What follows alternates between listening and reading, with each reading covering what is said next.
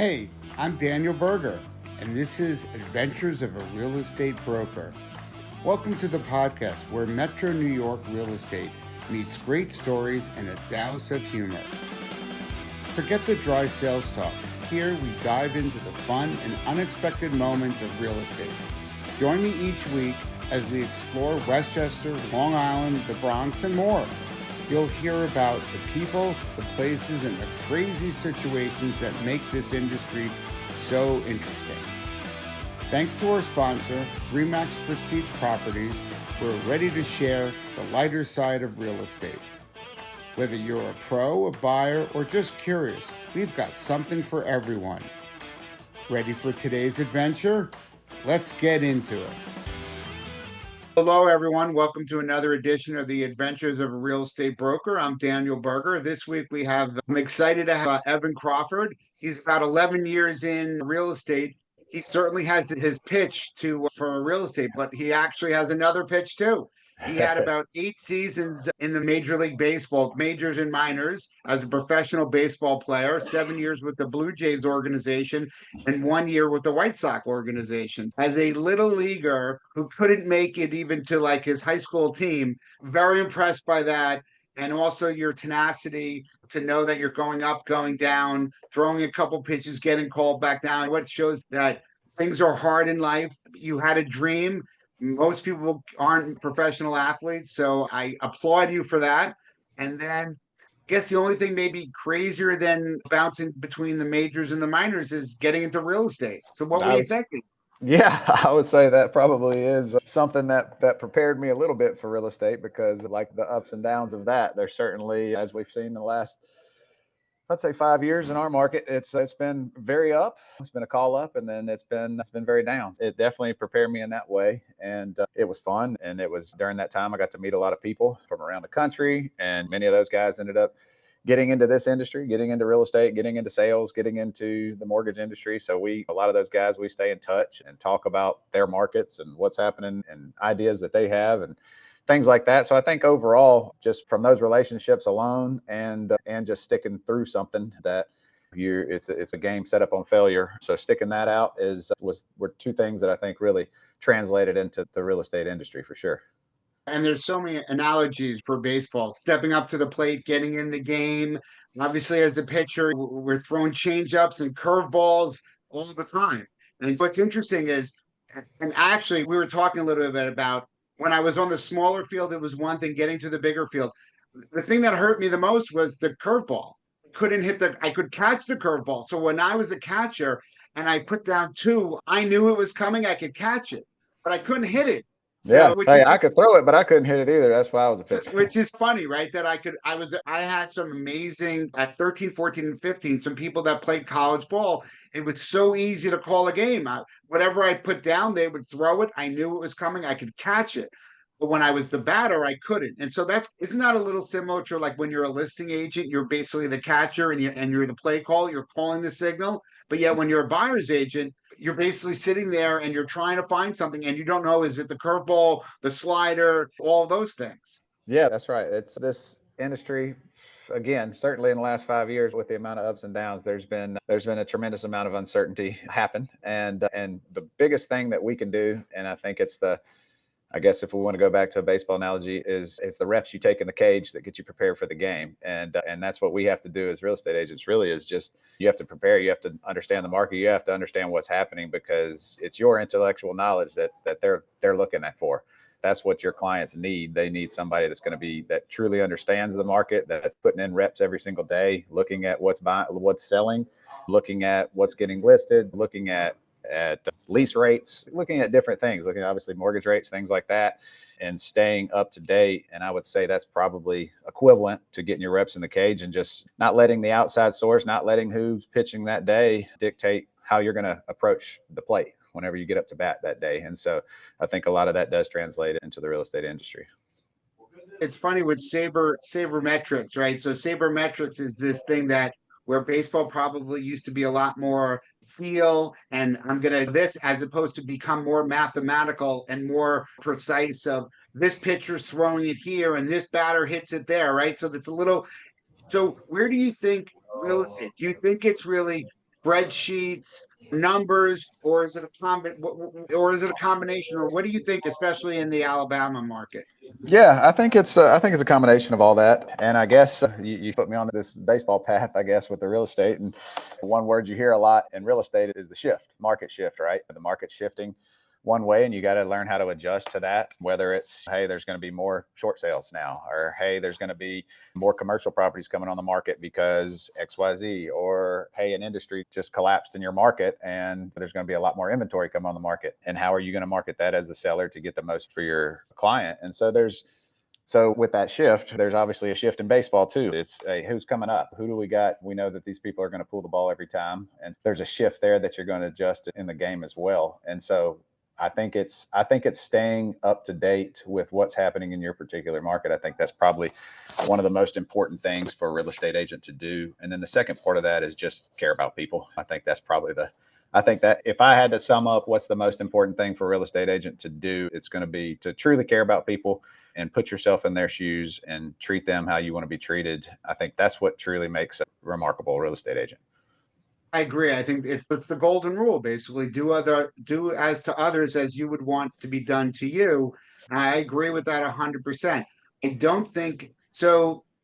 I think market shift is important in the sense of when inventory's low and you have a lot of bidders and without being the highest price, how can you package your client to be selected? So I think as the market's tougher, you might have to be like, how do I get in front of that? Maybe you have a client, obviously cash, people that are going to do mortgages. How do you get beyond just a pre-approval, right? How do you have like where some mortgage companies give you like a stronger pre-approval? Maybe you need to waive your mortgage. Maybe you need to waive the appraisal. Maybe you need to say cash because you have cash and assets with the option of a mortgage, where the fear to a seller is that you're not going to get the mortgage, and you show them that you will, and or have them talk to the lenders. So Right. certainly you have to see what are the strategies that you can do. Maybe like in baseball, it's maybe I'm going to step closer to the plate so that I see it before the ball sinks, or I'm going to hold. You would know that, but there are certainly tricks of the trade to be able to be more effective. Correct. And I'll give you an example of that is recently we had somebody that, and this has gone on for a while, obviously with economic changes and stuff. People have been short on cash as far as what to bring to the table when they're going to purchase a house. And I still believe it's the American dream to own a home and be able to build yourself some wealth and your family wealth. And we had somebody recently who was in a situation, didn't have a ton of cash, but there was an option with a local mortgage lender that they were funding the closing costs, and they were funding a good portion of the down payment for the client. And it was really about the only option that we had after looking around with some different mortgage lenders. And there was a home that came up. The builder was also offering some incentives. And so truly was the option for this buyer to be able to build wealth and build equity for themselves. And it was just a cool story. It's really, they were one of the first people in their families to ever own a home, and we're very excited about it. And this was their opportunity. And it was something that we knew based on this builder's incentives that it was going to put them in the price point that they needed to be in as far as qualified for, because of the incentive that the builder was coming off the purchase price. So not necessarily at a price that they were qualified for where it was originally at, but based on what the builder was incentivizing, it put them in that range to be able to then have this house essentially with no down payment and a assistance program on the closing costs and everything that got them into a situation that's going to now build for them in their future. And that's what excites us. That's what excites me. And that's where it's a problem solving game where, hey, it's not just here's what I want to pay for a house, find me a house. It's, hey, how can we strategize to get you in the right position that's going to put you somewhere where we're not going to put you in harm's way in the near future with your asset. And we're going to make sure this is going to be something that's going to build for you and your family in the future. And so that's what, to me, that's what a real estate agent does. We're not glorified door openers in any way, shape, or form. And we want to bring value to our clients where it's, hey, let's meet once a year and talk about what all your holdings are. What do you have? What do you want to do with them? What's your next 5 years look like? Where can we go from here? And then every year you revisit that. All right, where are you at now? What's it look like in 5 years? Here's how much equity you have you're holding right now based on just properties you have. So to me, there's a lot more to it than just, I want to open a door for you. Absolutely. So those are great comments, Evan. But so while the dream of the American dream of home ownership. It's certainly a nice, it's catchy saying. It is generally you want it. Obviously, people want to build wealth, whether it's in a house or in a business or whatever. That is important, but it's also important that you make sure that you're getting people into what makes sense for them. What I always say to people is you have to look at the all-in cost of buying that particular house, right? Because on a newer build or a new build, you might not have any out of pocket expenses for a long time, right? Because everything's brand new and they come with warranties. But a house that you get for less costly, but needs a new roof, it needs the septic, it needs whatever. It's that house plus those costs is really Right. what the final cost would be. And and for some people, that might be a strategy if they're not able to get move-in ready houses to step back and drop down a little bit and know that you're going to do a little bit of work. But that little bit of work makes sense for some people. It doesn't make sense for other people, right? It depends on what your needs are. And I think you said Yeah. it is that if you really are working for the needs of your client, then you're able to put them in, show them opportunities that make sense for them. And it's always to put it very bluntly to people, hey, let's look at your monthly budget. I don't really, you may be approved for something that, as far as price, as far as purchase price, you may be approved for something that you're very uncomfortable with on a monthly basis payment. So we need to worry about your monthly payment because that's a budget that you look at every single day. Hey, how much do I have this month to spend? How much do I have this month for my rent? How much do I have this month for my mortgage? And so a lot of times I like to tell clients, hey, look, if we're towing that line, we need to take a step back. We need to back into this and saying, all right, here's what I can stomach every month. Here's where I'm comfortable every month purchasing. And if you can't find a house in that range that you're comfortable with that monthly payment, then hey, let's wait until we're ready. Let's wait until we get with the lender and we figure out where we need to be with our credit and where we need to be, what we need to pay off first. And again, that's other options that we've got builders, especially in the last 24 months, that were trying to move inventory. They had a lot of inventory and they were willing to sometimes say, hey, look, if you make us a good offer, we'll pay off what needs to be paid off for that client in order to be able to be in this house and have the payment that they need based on their credit. And so there was a lot of creative things that you could do to truly help somebody. And if you don't have that knowledge to help them, then they can get themselves in a sticky situation. So I think we run very similar business. You've just been blessed with better looks and a better athletic ability than me. More of a homeless beard. So for me, I actually own my brokerage because I want to be able to be creative, right? I just had a closing where it was for a 94-year-old and they were about to foreclose on his property. So I fronted him money with no. So at closing, I think I made $12,000 of commission, but I lent him $41,000 and only 10,000 of it was mortgage. And I'm actually the guy's power of attorney now. It became a passion for me to help this guy because there was nobody else to help him. And Right. I'm actually writing a book, and the book should be finished in the next few months. Oh, wow. The Adventures of a Real Estate Broker. I'm just waiting on my wife to do the final edits. Um, Awesome. but it's about we have. Congratulations. Thank you. So it's basically because that's the whole point of why I do the podcast is that we have interesting stories, right? Of times that we've done things that are better, different, and special to help people. I actually am taking my 94-year-old for a CAT scan tomorrow because he needs a surgery and there's nobody to help him.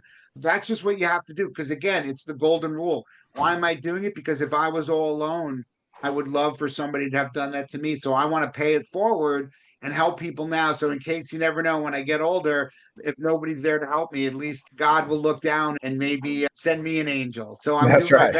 I'm doing my best to be his angel. That's right. We Um, wear many hats for sure. That's Uber driver and psychologist sometimes and marriage yeah, counselor. And there's all, a lot of all, things that we. all, all of those things, 100%. So, so that's where, so actually, I almost named my podcast something that a client who kind of had some mental things, but she left 14 voicemails in a row for me. And on the last one, in a raspy voice, she's another thing, fatso. So I almost called my book and I almost called my podcast and another thing, fatso, the adventures of a real estate broker. But it's hard to explain that right away. So Right. that is the story for people that are listening of That's what I funny. wanted to do.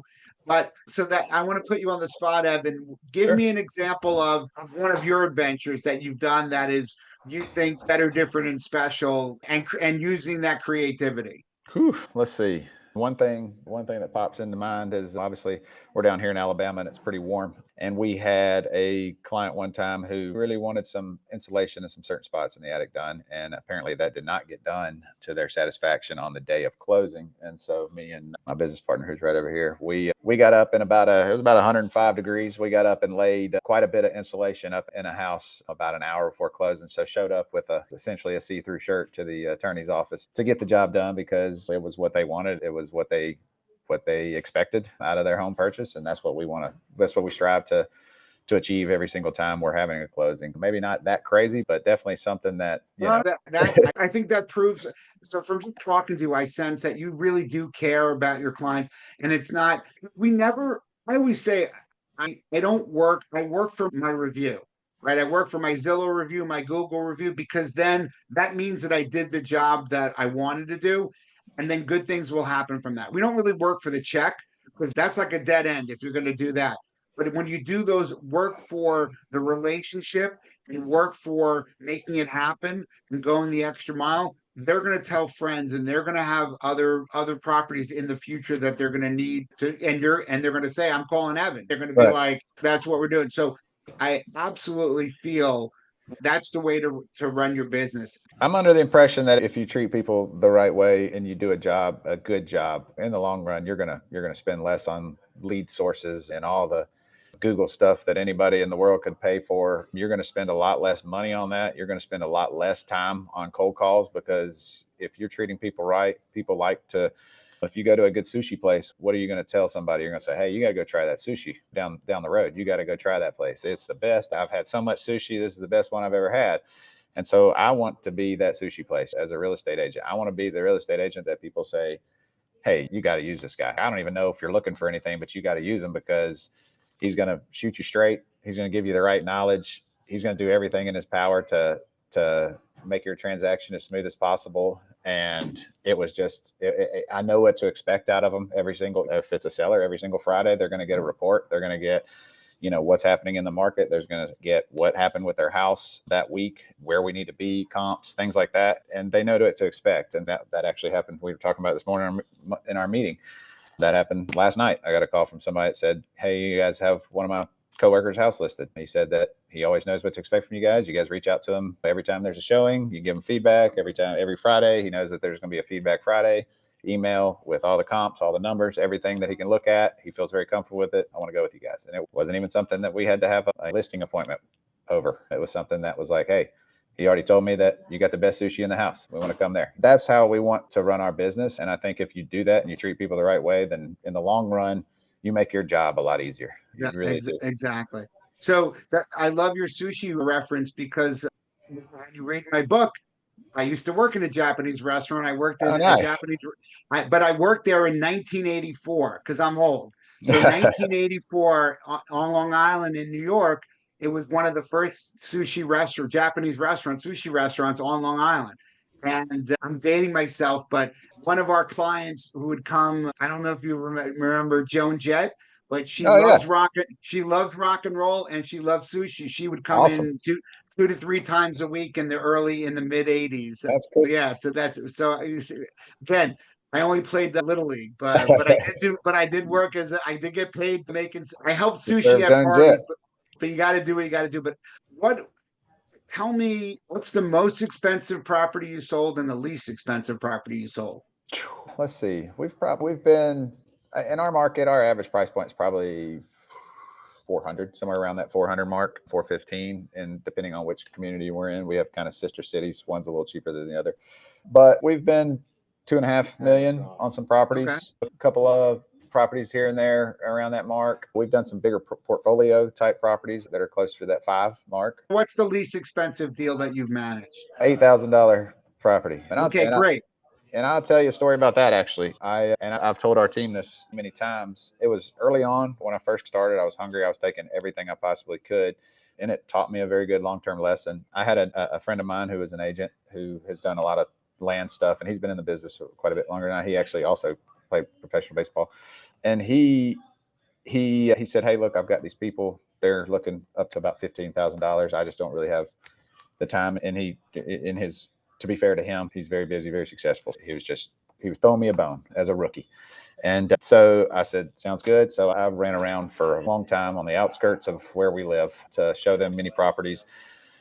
They were very thankful. For long story short, we found them an $8,000 piece of land where they ended up building a little house on it. And that, whatever it was, probably negative commission that I made from that whole deal after gas and everything, they have probably referred me to about 20 people since then, which has probably led to about $6 million worth of sales, probably, because just because they were spending $8,000 doesn't mean they don't know people that are spending $500,000 or $1 million on a home. And that taught me a very valuable lesson, is to treat everybody, whether it's an $8,000 property or a $3 million property, treat everybody exactly the same, because they are your client and because it is the biggest purchase they'll ever make for the most part. And it's a very important purchase for them. And whether you think that your $300 commission matters or not, I can tell you it matters to that person who is purchasing that property. That entire transaction matters to them. So that was something that I learned, that, hey, just because you might not come out of this one with sipping Mai Tais on the beach doesn't mean that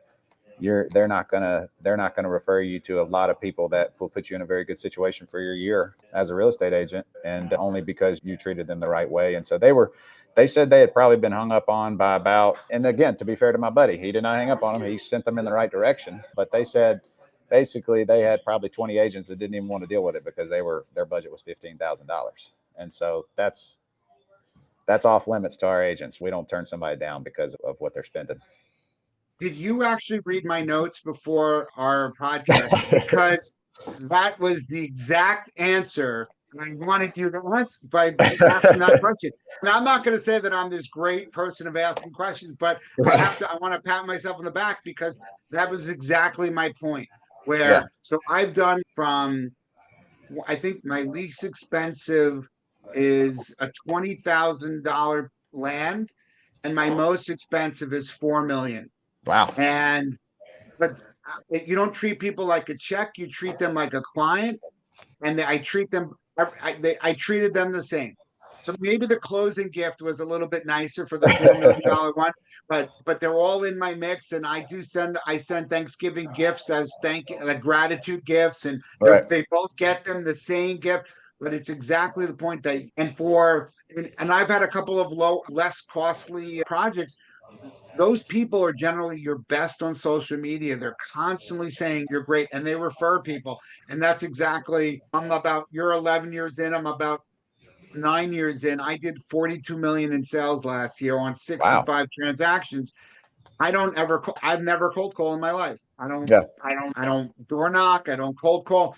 I use this thing. It's a new thing called the internet, right? And social media, where I try to have referrals, my references speak for myself, where people, I do the best that I can, so that when we're done, people put a nice review in, and then when people want to go see what is Danny Berger about, they can look at my reviews online, and then they're Right. like, oh, that's someone I want to work with. Or it's like you said, it's the word of mouth. And like you said, if you treat people the right way, they want to do the same to you. They want to give you that referral or that review. They want to give you that referral. And it's the same with me. If I've got somebody that's treating me the right way, if I hire somebody to do a job and they do a great job and they treat me with respect, and they treat me like a friend, which that's our slogan, actually, is converting clients into friends, because we just see it that way. And we see every client that comes in the door as a future friend and as a friend of the community. And if I have somebody that treats me that way, I love referring people. I love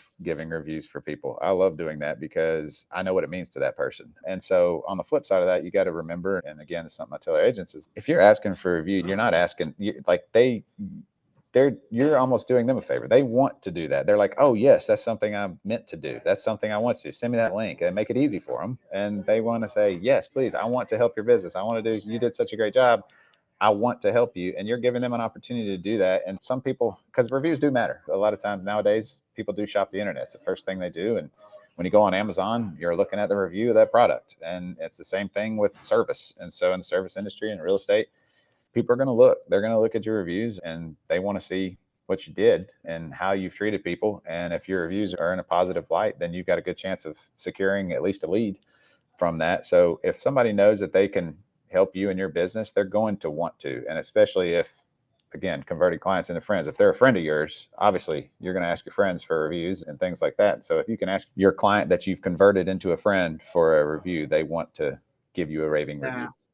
I send reviews to all my clients do reviews, and I tell them how important it is to me. I say, It is. this is how I can grow my business where people can see how we work together. So I never have a problem doing that. That is my goal, is to work for a solid review. And so I do everything I can. And then that happens even after the sale, where you want to be that Shell answer man. So in the 50s, I think there were these Shell oil commercials, and you were the Right. Shell answer man. But you want to be the connector, right? That's probably more modernized word, where I have a question about plumbing. Right. He knows people. I have an electrical class. I have a question about doing permits, or, oh, somebody died in the family and we have a property to sell and it's in Oklahoma. I call Evan, because Right. Evan's gonna help us find an Oklahoma agent, right, that he trusts and will be a part of the sale. So as we can get referrals anywhere in the world. And if I have someone selling a house in New York, I'm like, where are you going? Would you like me to help find you an agent in that area? And so Yeah. it's clearly a way that we can get more revenue as a referral fee, but also that we're also more involved, and we can do our own fact finding. And I've called agents in certain markets and I've interviewed them, and I'm like, to see who I think is a better fit for my client, because they don't want to do it, or they also feel like that we're going to know the questions to ask to ensure that it's somebody that's going to work well with our client. Yeah. So now it sounds like you looked at my notes, because that was my first year of real estate, pretty much coming off of playing. More of my income probably came from out of state referrals than in my market where I was moving to, because guys I played with, they were buying houses and they would call me. When I left and got into real estate, I was actually, my last year, we had my oldest son, my last year I played, and it was just kind of time. I knew that I wanted to be home around my family, and so the first year I missed him a lot, and so I started taking real estate classes toward the end of my season. I've been in my locker sitting there taking real estate classes. People are like, what? The guys were like, what are you doing? They're like, why do you have a laptop in your locker? I'm like, well, I'm trying to learn. Well, because my ERA is not low enough and my whip is too high. That's for sure. That's for sure. It definitely made the decision a lot easier whenever I was sucking pretty bad. But that's and I also had a mother who was in real estate. My grandfather had a real estate company growing up, was a builder. So I've been around it my uncles were realtors. So I've been around it my whole life. So yeah, you definitely have had it. You have that in your blood, probably more than professional That's baseball. right. That's right. That's true.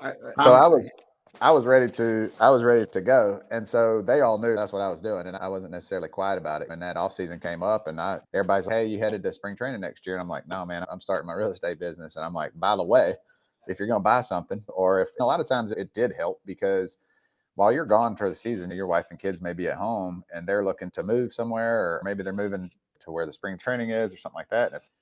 But with that wife, it's hard for her to link up with an agent in a different city and with her kids in tow, and have everything set up with an agent before they get to that town, right? Before they get to that next community or wherever they're going. And so being able to, it truly is a value for me to say, hey, I'll get them all set up. I'll get them all worked up with an agent that's going to understand your situation, that you're out of town, your wife's here, she's running point on this thing, and I'll make sure that agent understands the situation, and I'll make sure they're going to be able to handle that, and then refer them that way. And again, that was a part of my business that was huge my first year or two, really. I think it's so important also, because then when you refer, you're hoping that the referrals come back your way. Where it's in Alabama, I'm going to call Evan. He'll take care of us, or he'll find someone who can do it. So That's right. that is our business, and I try to do it as much as I can. I had a story that my wife was taking the train into the city, and she was overhearing someone talking about needing to sell his parents' place in a town that she grew up in, and she's like, we need the best. She overhears, she's not even a part of the conversation. I need the best agent for a specific town where she grew up.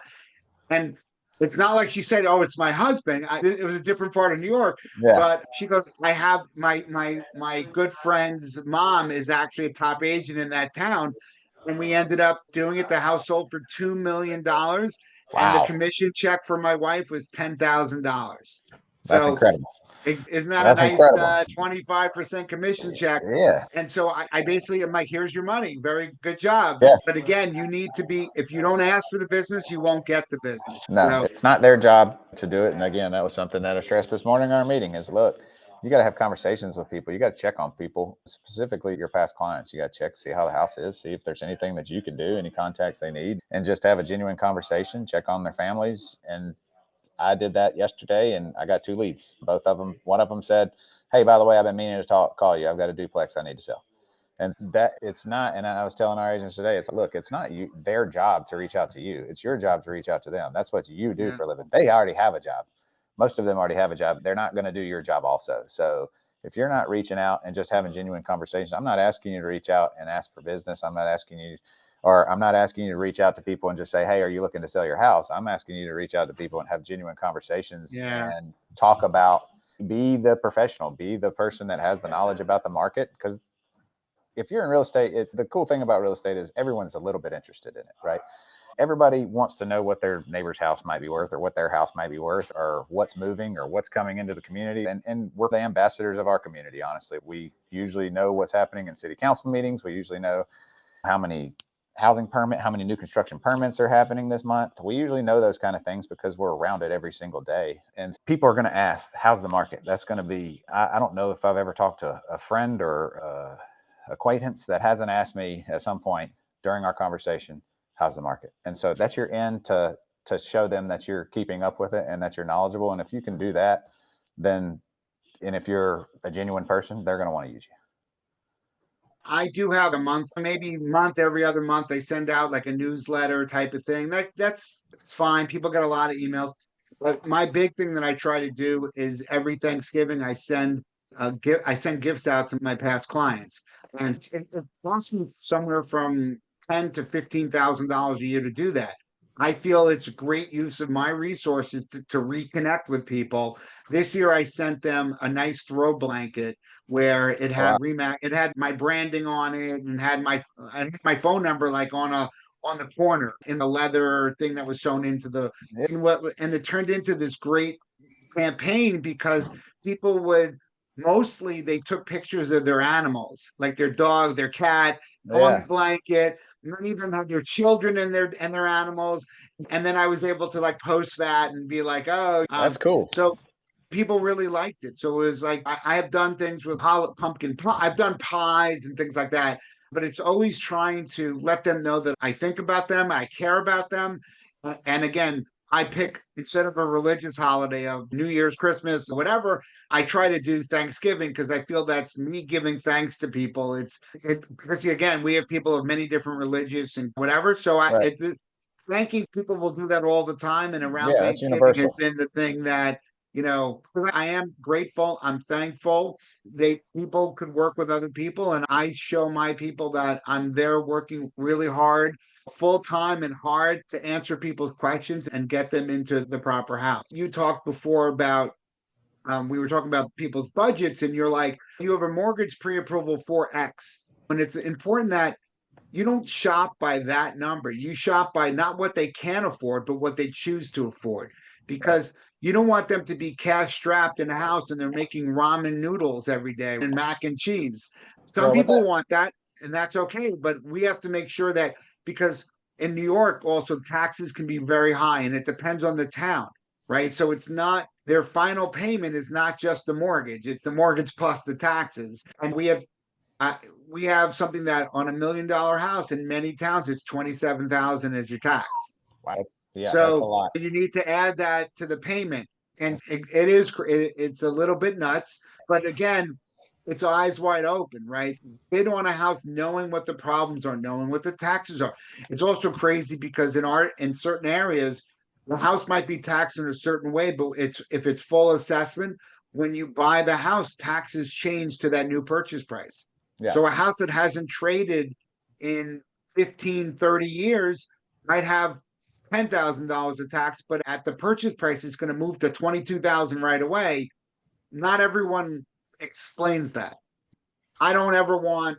I don't want to have to Monday morning quarterback. I want to be able to quarterback at the time that it's happening. I'm sorry that we switched to football. I did Nah, that. that's all Um, right. but ultimately, we just want to be transparent, and our job is to give the information to our clients and then let them decide what's best for them, and then to help guide them into properties that make sense. Absolutely. And like you said, taxes and insurance insurance has also gone up tremendously around here. So both of those things have definitely been something to pay attention to keep tabs on. But to your point with the mortgage stuff and what you're approved for, it's always been interesting to me since day one. Somebody could be approved. You could have a husband and wife with 4 kids, all 4 in daycare, and a husband and wife with 0 kids with the same income, and they would be approved for the same amount. And if you have kids or not, you would know that 4 kids in daycare is going to put you on a different budget than somebody that does not have that. And unfortunately, a lot of times in the lending process, they might not take into account a daycare. They'll take into account certain credits and or certain debts and things like that, but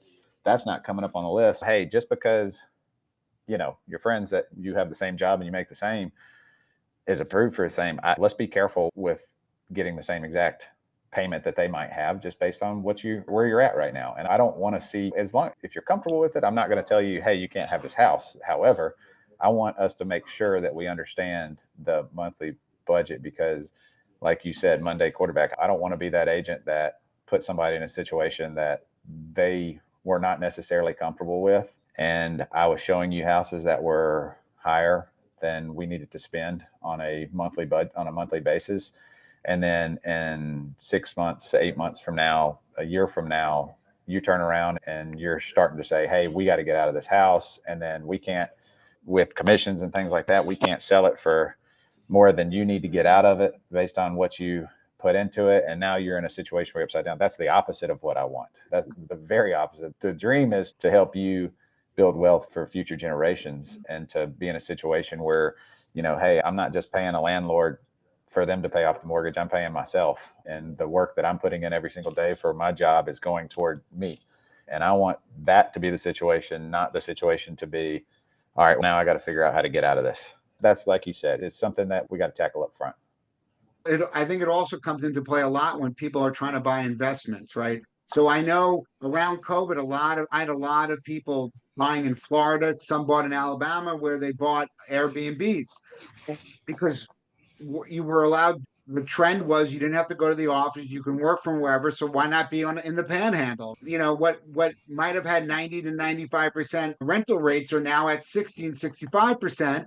And people are trying to sell. If everyone's trying to sell at the same time, price goes down. And what people thought was a no risk investment turned into risky investment.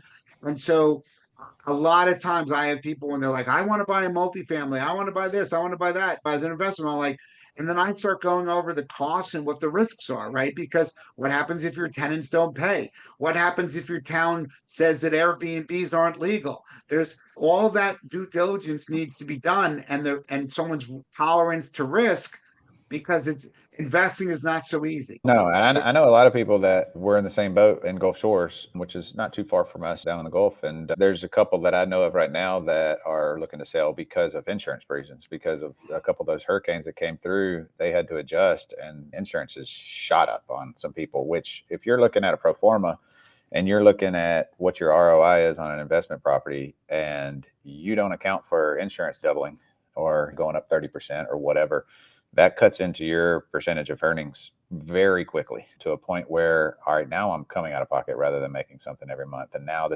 so to your point, it's hey, let's look at what this looks like on paper as is, but let's also look at worst case scenario, just so we can know we can look ahead and we know what we could do in a worst case scenario. Hey, worst case scenario, we could XYZ. We could long-term rent it, or hey, worst case scenario, we could redevelop this property and cut a lot out of it and sell that lot and make money back on the front end. Or worst case scenario, whatever. We can look at different options that you're going to need to look at having something turn like that, having something like insurance, or having something where the municipality says, we're not going to allow this anymore. What are we going to do from there? Will it be a good spot for a long-term rental if the Airbnb thing doesn't work out? So yeah, like you said, it's definitely something that you got to look at full capacity, rather than just let me get a paycheck real quick and sell these people a house. Exactly. So sometimes turning people away is a great long-term strategy because then maybe they're not ready yet. They will be ready later, and they might even refer people before they're even ready because of Absolutely. guiding them. I think you and I could probably talk for hours, but it's probably our time's coming more towards the end. All right. You have hard worker, you're smart, a people person, and those are amazing and knowledgeable and really trying to help people. Those are amazing qualities to have probably in baseball too, but certainly in real estate. The good is even in a bad market. Bad markets, there's still transactions, just Yeah. less. You'll be able to ride out the storm if that certainly happens. But it's been a pleasure meeting you, Evan, talking to you, hearing your story. So for people, if you're down in Alabama, Evan Crawford, he and his team, although I would want to only work with Evan, but I'm sure he'll oversee stuff with the team. But certainly, I know that if I have referrals in that area, I'm certainly going to give. It's my pleasure to give Evan business because my clients are going to love him. They might not want to Well, work with me, and they might not want to work with me after. That's the oh, only come that's on, the only Daniel. downside for me. Come But on, man. No, I I've very much enjoyed it, man. I very much enjoyed getting to know you and hearing your story as well. And like you said, I think we have a lot in common in that regard, in caring for our clients and making sure they're taken care of, and just being in love with this industry. I think we both share that as well. exactly. So I appreciate you having the time to talk to me. No, it's my pleasure, and hopefully, the obviously with social media, you'll post, I'll post. People will see us on all the ways that you can see podcasts, and I appreciate it. Thank you again, Evan, for another edition of the Adventures of a Real Estate Broker. I'm Daniel Berger. Until we meet next week, thanks to you, everyone, for listening in. Thanks for joining me on the Adventures of a Real Estate Broker. I hope you enjoyed our time together as much as I did. If you laughed, learned something, or just had a good time, do yourself a favor and subscribe to the podcast. A big shout out to our sponsor, Remax Prestige Properties, for making this all possible. Remember to leave a review if you enjoyed the show. It helps more people find us. Until next time, keep it real, keep it fun, and keep exploring the adventures in your neighborhood. I'm Daniel Berger, your New York Realtor, and I'll see you in the next episode.